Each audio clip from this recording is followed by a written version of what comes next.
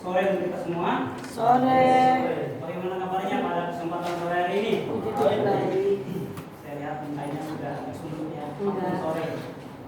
Mari kita membuka Alkitab kita sebagai dasar renungan kita. Kita membuka Alkitab kita dari Injil Yohanes pasal yang ke-5 ayat yang ke-22 saja.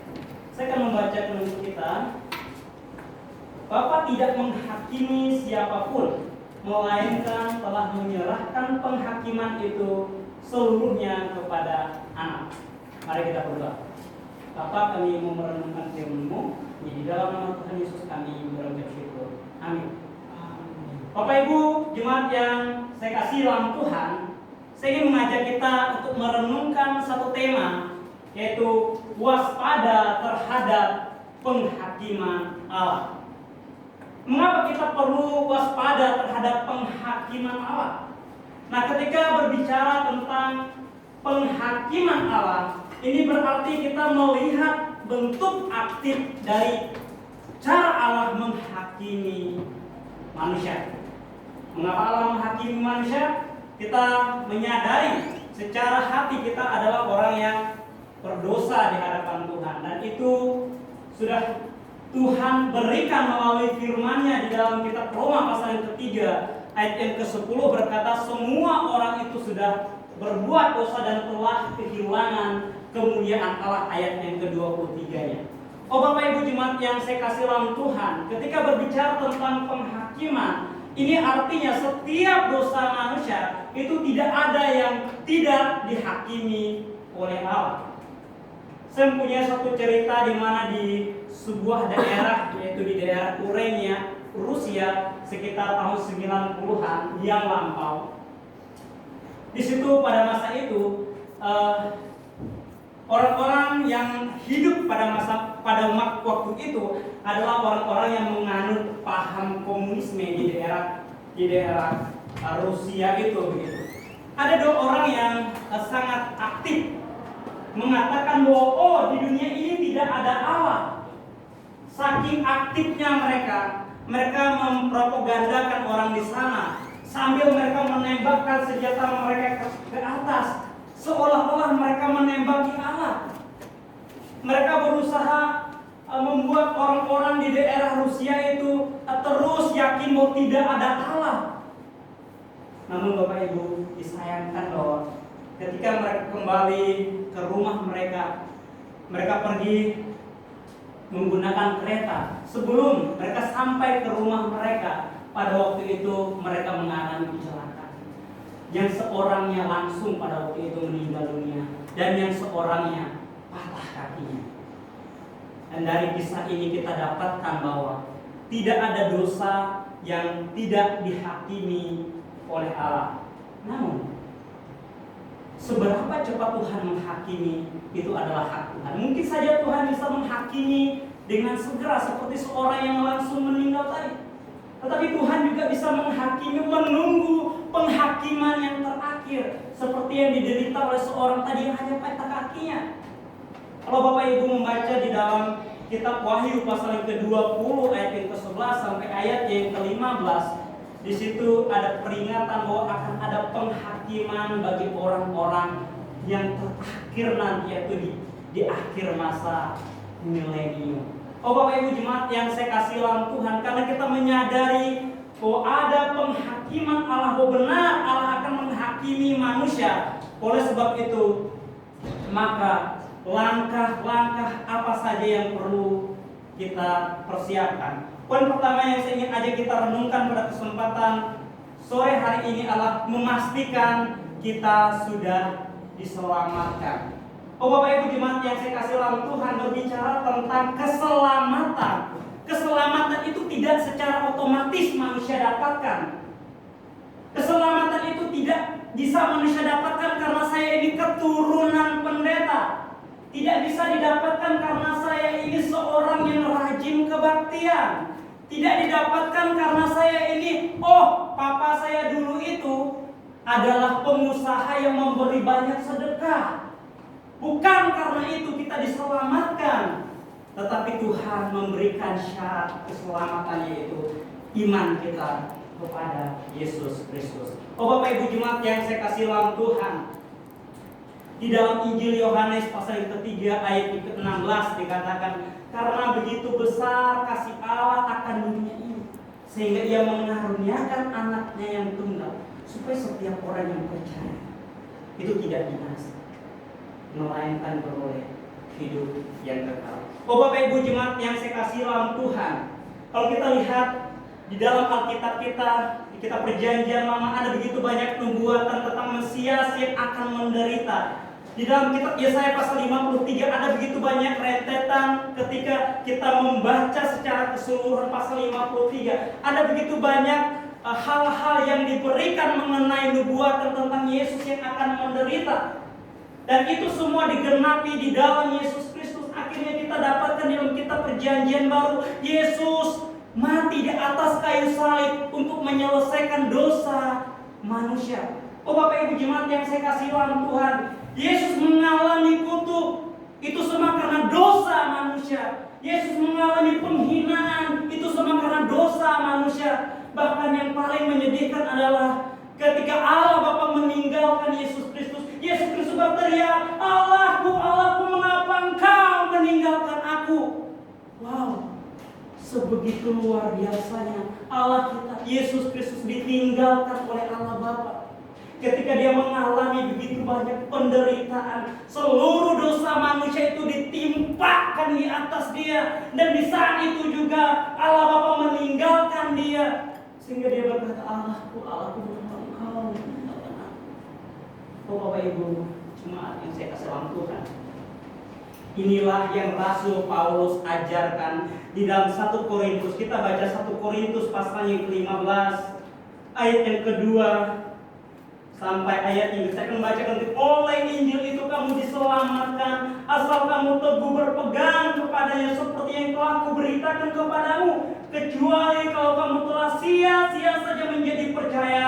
Sebab yang sangat penting telah kusampaikan kepadamu, yaitu apa yang telah kuterima sendiri, ialah bahwa Kristus telah mati karena dosa-dosa kita sesuai dengan kitab suci, bahwa ia telah dikuburkan dan bahwa ia telah dibangkitkan pada hari yang ketiga sesuai dengan kitab suci.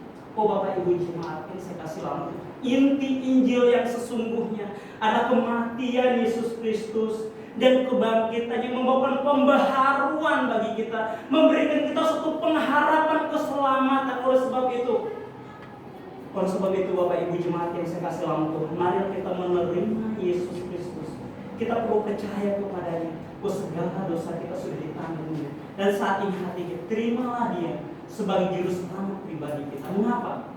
Karena ketika kita menerima dia, Roma pasal 8 yang pertama dikatakan, demikianlah tidak ada penghukuman bagi mereka yang berada di dalam Kristus Yesus. Amin Bapak Ibu. Siapa yang tempat ini sudah memiliki kepastian masuk surga? Puji Tuhan. Ini menghantarkan kita kepada poin yang kedua. Poin yang kedua yang ingin saya ajak kita renungkan adalah tetap teguh di dalam iman.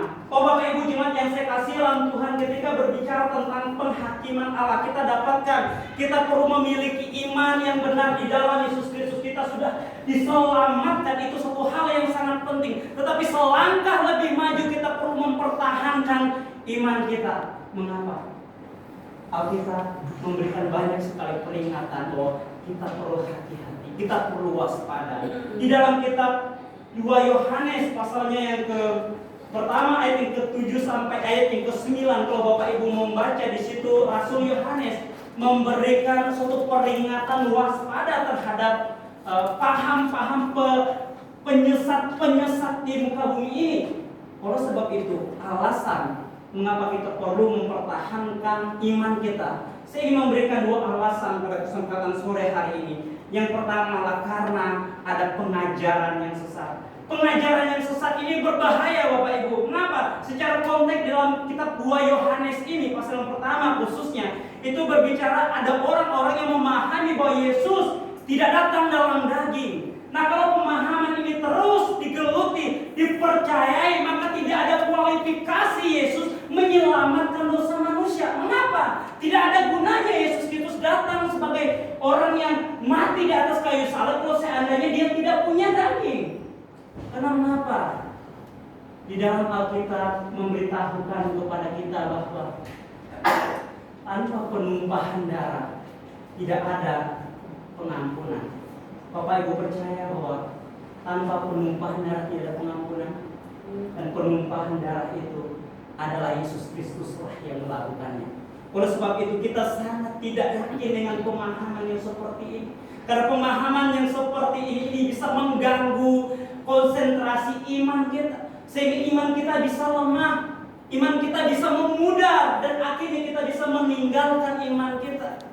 Dan inilah yang Rasul Paulus takutkan di dalam kitab Ibrani, bahaya murtad, meninggalkan iman. Mengapa? Ketika seseorang sudah percaya Yesus, dia sudah pasti masuk surga. Tetapi ketika dia meninggalkan imannya, maka Alkitab berkata tidak ada korban lagi untuk dia. Oh Bapak Ibu jemaat yang saya kasih dalam Tuhan, dan kalau Bapak Ibu membaca di dalam kitab Kolose pasal 4 ayat ke-14, di situ ada satu orang namanya Demas. Nah, Demas ini kalau Bapak Ibu membaca dalam kitab Filemon pasal yang pertama ayat ke-24, dia itu adalah teman sepelayanannya Lukas. Dia adalah seorang yang sudah diselamatkan, tetapi di akhir hidup Rasul Paulus memberitahukan bahwa Demas sudah meninggalkan kasih yang mula-mula. Demas lebih mencintai dunia ini. Wow, bagaimana pemahaman kita akan hal ini? Artinya kita tahu bahwa Demas meninggalkan imannya karena dia lebih fokus kepada dunia ini. Mungkin saja karena ada begitu banyak pengajaran sesat yang bisa membawa dia ke dalam jurang kehancuran maut, yaitu neraka.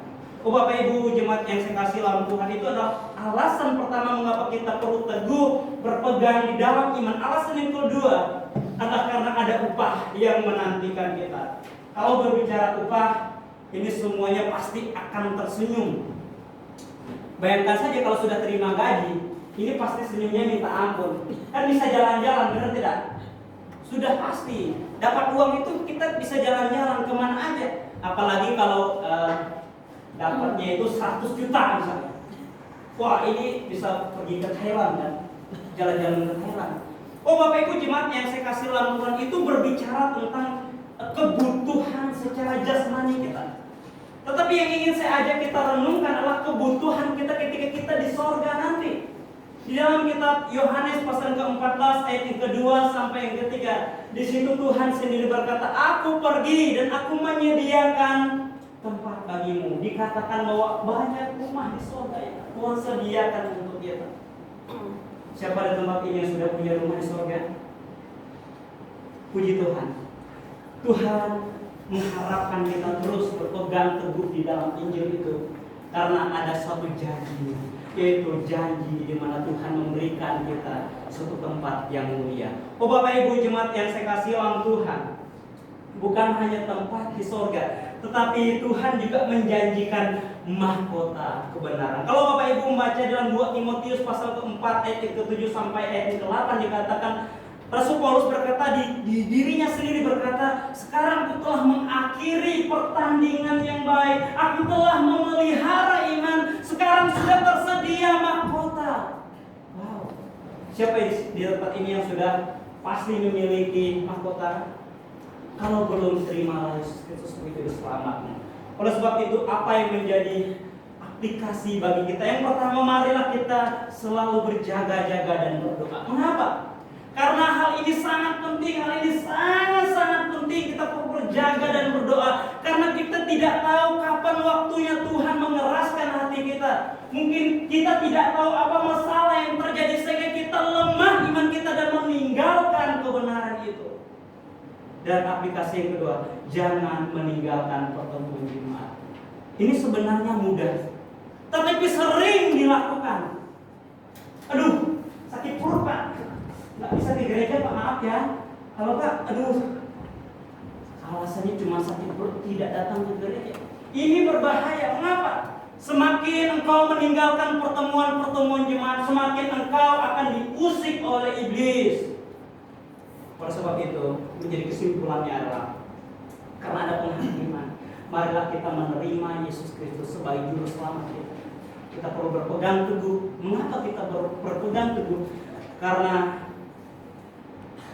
Tuhanlah yang terus menuntun kita. Amin.